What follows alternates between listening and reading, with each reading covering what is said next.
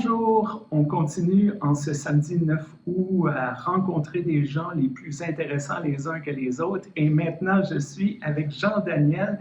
Jean-Daniel, pourrais-tu te présenter aux gens qui ne te connaissent peut-être pas?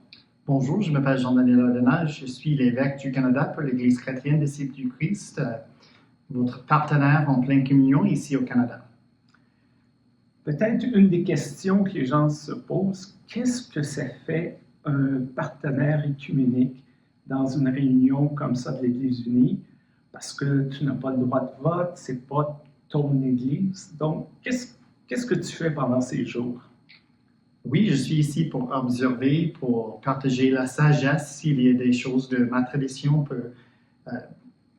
qui peuvent aider l'Église unie, mais nos églises sont extrêmement proches. Nous sommes des églises en partenariat officiel. On l'appelle pleine communion. Ça veut dire que les pasteurs de mon église peuvent travailler pour votre église et les pasteurs de l'Église unie peuvent travailler pour l'Église chrétienne Disciples du Christ. Donc, notre relation est un peu plus proche que les autres églises, mais même les autres églises sont aussi chrétiennes. On partage le même Seigneur. Donc, bien sûr, mais notre relation est un peu plus proche que ça. Tu parlais qu'on est des églises proches, mais quand même, il y a des différences. Puis oui, bien sûr. C'est pas un problème. Pourrais-tu nous parler un peu plus de ton église des disciples du Christ? Peut-être de nommer le nom en anglais, peut-être que les gens connaissent plus le nom en anglais, puis d'essayer qu'on comprenne un peu mieux. Donc, l'Église chrétienne Disciples du Christ, en anglais, c'est The Christian Church Disciples of Christ. Nous sommes une église, une tradition avec une histoire de 200 années ici au Canada. Nous sommes une tradition protestante œcuménique en notre fondation, comme l'Église unie est œcuménique dans sa fondation.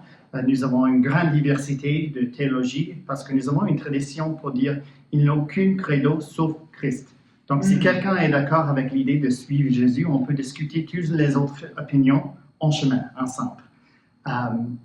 Donc, nous avons trois paroisses au Canada qui sont partagées, l'Église chrétienne et l'Église unie.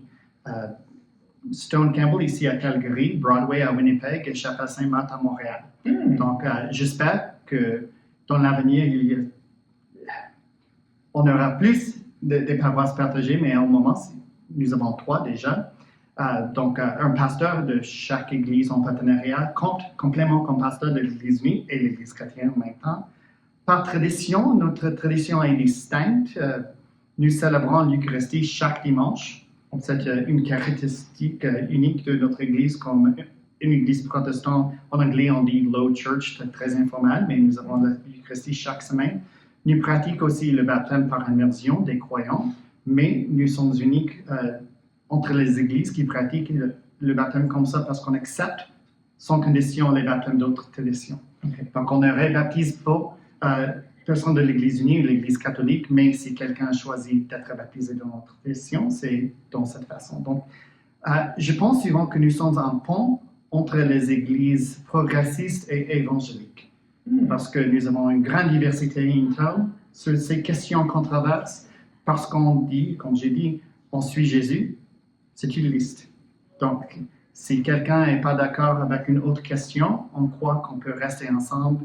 On dit souvent rester à la table, ensemble, pour travailler ensemble. Donc, parlant de travailler ensemble, peut-être que tu as déjà entendu des gens dire « Ah, il faudrait que toutes les églises chrétiennes s'unissent, surtout avec un déclin des églises chrétiennes au Canada. » Qu'est-ce que tu penses de ça? Est-ce que les chrétiens devraient être une seule église ou être plusieurs églises, c'est une bonne chose? Spirituellement, il est une église de Jésus. Les institutions humaines sont temporaires.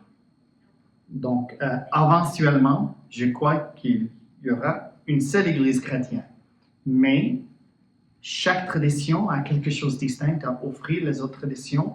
Donc, si on travaille ensemble avec amalgamation, convergence, on peut perdre les distinctions parce que ma tradition ont des choses pour partager avec l'Église unie. L'Église unie ont des choses pour partager avec ma tradition. Nous sommes extrêmement petits, donc si nous sommes simplement deviennent des membres de l'Église unie, vous dans l'Église unie perdrait les dons de notre Église avec cette approche. Donc, je préfère des partenariats distincts dans des contextes distincts. Comme j'ai dit, nous avons 3 paroisses distinctes. Il y a des raisons et une histoire pour chaque de ces 3 paroisses, des raisons pour lesquelles le partenariat a fait du sens. Donc, j'espère qu'il y aura plus des ministères partagés, plus des projets partagés, mais pas nécessairement. Je ne suis pas pressé. OK. Mais nous avons signé une alliance formelle avec l'Église unie en 2019. Dans l'histoire de l'Église, c'est extrêmement récent, mais j'ai hâte de vivre dans cette alliance plus proche, dans des façons plus créatives, mais dans des façons bien pensées, bien considérées et mieux pour tous les parties. Merci beaucoup, Jean-Daniel, pour ces quelques moments. Nous, on continue nos reportages et à suivre les actualités du Conseil général. On se reparle très bientôt. Au revoir. Merci.